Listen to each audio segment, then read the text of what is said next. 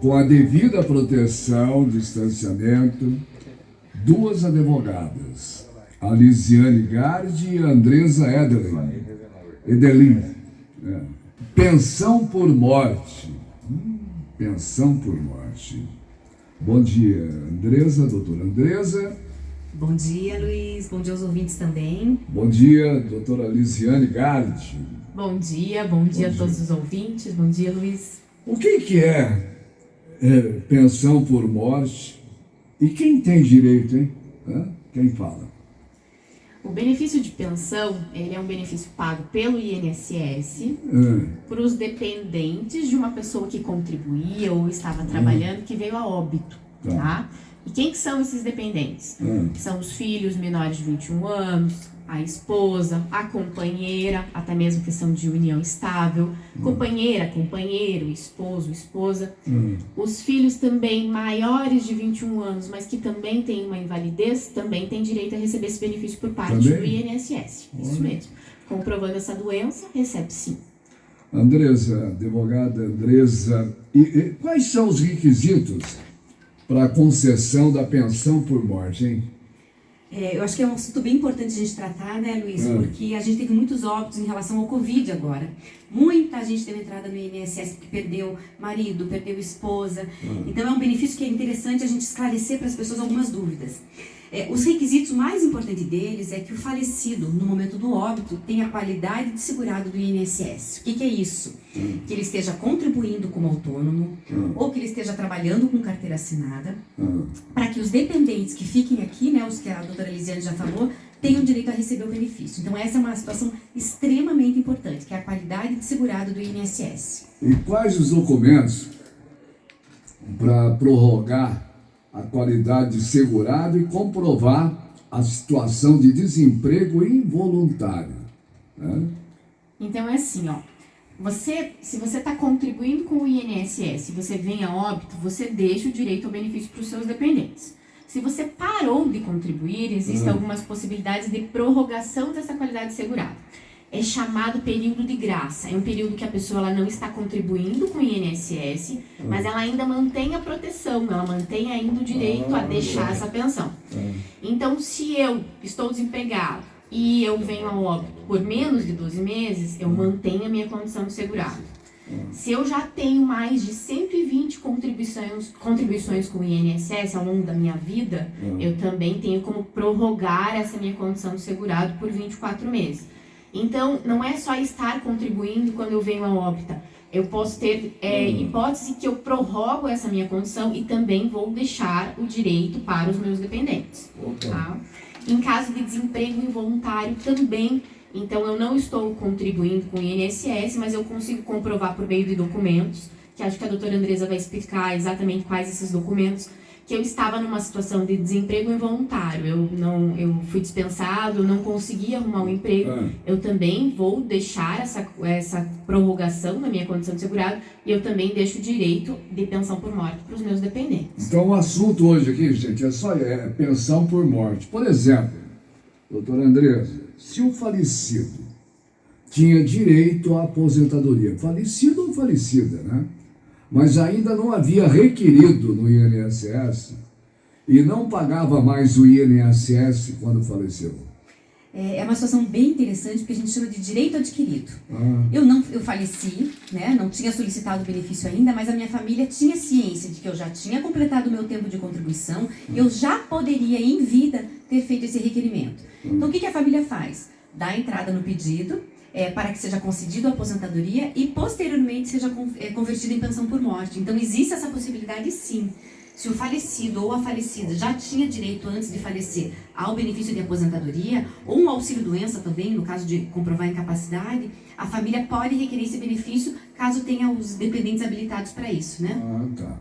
O seguinte, sabe que eu estou lembrando aqui? O Marcos, esses dias, perguntou aqui o seguinte: cuidei da minha mãe durante 8 anos e tive que sair do trabalho para cuidar dela. Minha mãe tinha Alzheimer e ela faleceu e agora com 50 anos que eu tenho, está difícil conseguir trabalho. eu deveria pelo menos receber um salário mínimo, pelo menos. Tem direito? Pois então, Marcos, são aquelas situações que a gente falou das pessoas que legalmente são dependentes, que a lei prevê. Os filhos até 21 anos são dependentes do falecido. No caso dele, não? No caso, não. A não ser que ele tenha uma doença que o torne inválido, né? Existe essa previsão legal. Mas ele sendo uma pessoa saudável, que tenha condições de trabalho e força de trabalho, infelizmente ele não é coberto pela pensão por morte. Não é. Não é coberto. Tem uma outra situação aqui. Luiz Carlos Martins, minha vizinha Lúcia, ela conseguiu a aposentadoria e recebeu só 4 meses. E o INSS cortou a aposentadoria dela, alegando que ela tem que contribuir mais 4 anos. E agora, ela sobrevive com a pensão do marido que veio a falecer e ela tem 65 anos. E daí, como é que faz com a vizinha da Lúcia, hein? Luiz, essa situação é muito mais comum do que a gente imagina. O pessoal tem muita dúvida sobre isso, se dá para acumular a aposentadoria com pensão. Então, as pessoas elas podem ter os 2 benefícios, mas ela tem que cumprir os requisitos para aposentar. Nesse caso, pela pergunta que chegou, acredito que seja benefício assistencial ao idoso que ela recebia. E aí, o benefício assistencial ao idoso, ele não é possível acumular com pensão por não dá morte. para acumular. O LOAS, ele é pago só para as famílias que estão numa situação de financeira difícil, baixa renda. E a partir do momento que eu tenho uma pensão por morte, o INSS entende que eu não estou mais nessa situação de vulnerabilidade social. Então, se eu tenho direito para aposentar, se eu cumprir os meus requisitos dos meus 15 anos, eu posso ter os 2 benefícios. Agora, o benefício assistencial realmente não é acumulável. Doutor Andrés, é o seguinte, tem um ouvinte, eu estou lembrando aqui dos casos que eu recebo, tem uma ouvinte aqui, que ela viveu com um companheiro, não era casada com ele. Certo. Ele veio de um casamento, que também não fez divórcio. Viveu durante 15 anos, né? Ele veio a falecer. Ela, no caso, ela tem direito? Luiz, aí é a questão da união estável. Ela vai ter que comprovar que eles viviam em condição de união estável. E como é? Mas para comprovar isso... Então, Luiz, assim, comprovante de mesmo endereço, por exemplo, a água da luz no nome dela e a água do água no nome dele. Indo para o mesmo endereço. A escova de dente não vai, A né? escova de dente, só a foto da escova de dente não vai dar. Mas toda a documentação que comprove que todas viviam, e a prova testemunhal ela é muito importante. A partir do momento que eu tenho documentação, um início de prova material, que são esses documentos, a prova testemunhal de vizinho, enfim, de quem conhecia, convivia e sabia que eles eram um casal, com o intuito de formar uma família, é muito importante para a comprovação da união estável e da dependência econômica para esse filho. Agora, eu estava pensando aqui, doutora Lisiane Gardi, doutora Andressa, quantas e quantas pessoas têm direito e nem sabem, né? Exatamente. Mas também vão procurar onde, né? E realmente... conversa com o vizinho, conversa com o parente, tem que ir no lugar certo. E tem que ter documento comprovando, né? Então tem que fazer uma busca aí nos documentos para comprovar que moram juntos, mas tem sim direito, então tem que ir atrás. Então. E o pessoal já começa a mandar mensagem de voz para cá, né? Tem uma ouvinte aqui que ela fala sobre a pensão de morte, é isso, né? Oi, gente querida. Bom dia, Luiz. Eu acabei de escutar você sobre pensão por morte, né? Eu tô com um caso na minha família, eu quero saber como é que eu posso te explicar, assim, o que a gente pode fazer. A minha filha acabou de falecer, o meu genro, faz 1 mês e meio, mais ou menos. Só que ela é casada aqui no Brasil, tudo certinho, né? No cartório, na igreja, tudo certinho. Só que ele era boliviano. E lá na Bolívia, o casamento não vale, né? Eu quero saber, se for possível, se ela tem direito a alguma coisa. E daí? O boliviano, hein? Acho que a gente vai ter que olhar a legislação lá da Bolívia. Se ele contribuísse aqui com o INSS no Brasil, tiver contribuições aqui, dá para fazer o pedido por aqui. Agora, se eles estão morando lá, a gente teria que verificar o que o sistema boliviano vai pedir de comprovação de casamento, talvez uma tradução juramentada, algum documento que o consulado possa fornecer para ajudar nessa situação.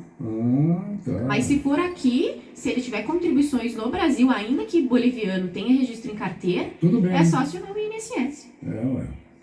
Então, Agora é claro que cada um tem uma situação, né, doutora? Exatamente, Luiz. É uma situação muito específica, às vezes dos filhos menores, enfim. É importante procurar um profissional de confiança, tirar as dúvidas, fazer o requerimento certinho no INSS. E em caso de indeferimento no INSS, a gente sempre lembra que existe a possibilidade de ingressar com ação judicial. Aí recorre pela via judicial, né? Judicial, muita coisa o meu INSS caso não aqui, o reconhece. INSS não aceitou.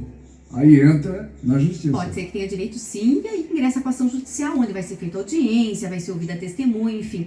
Pode até demorar um pouquinho, mas sai. Mas sai. Se tiver direito, E sai. sai retroativo ou não? Sai. Se tiver direito desde a data do óbito, sai todo retroativo. Eu já era para estar recebendo há um ano. Entrei agora, não vai ser retroativo, né? Corrigido, Claro. enfim. Corrigido, Eu né? digo que é uma poupança forçada, né, Luiz? Mas é importante sim. Se tiver direito, não desista no indeferimento administrativo. É importante recorrer à justiça sim. Gente querida, o que nós podemos fazer? Eu sei que muita gente tem dúvidas, quer informação. Pode ligar aqui na banda B, liga aqui na banda B, fala ali com o pessoal que trabalha comigo, tá? 3240 7500. Ninguém vai ficar sem resposta, com certeza. Né? Não vai não. Esqueça de né? poder ajudar e auxiliar. Aqui a questão é orientar as pessoas. Todos nós temos direitos. É claro que temos deveres, mas temos direitos e muitas vezes não sabemos. Então liga aqui para a banda B, tá bom? 3240 7500. Mais alguma informação que você acha importante? Eu acredito que não, Luiz. Eu acho que a gente tem que analisar, como você falou, as situações de cada um, né? São específicas, mas eu acho que vale a pena ir atrás sim. Tendo direito, tem que ir atrás. Não dá pra deixar passar. Né? Valeu. Doutora Andressa, muito obrigado. Doutora Lisiane, muito obrigado mesmo. É bom você conversar com quem entende, né? Tá? Qualquer dúvida, a gente liga aqui na banda B. 3240 7500. Bom dia para vocês. Bom viu? dia. Bom dia.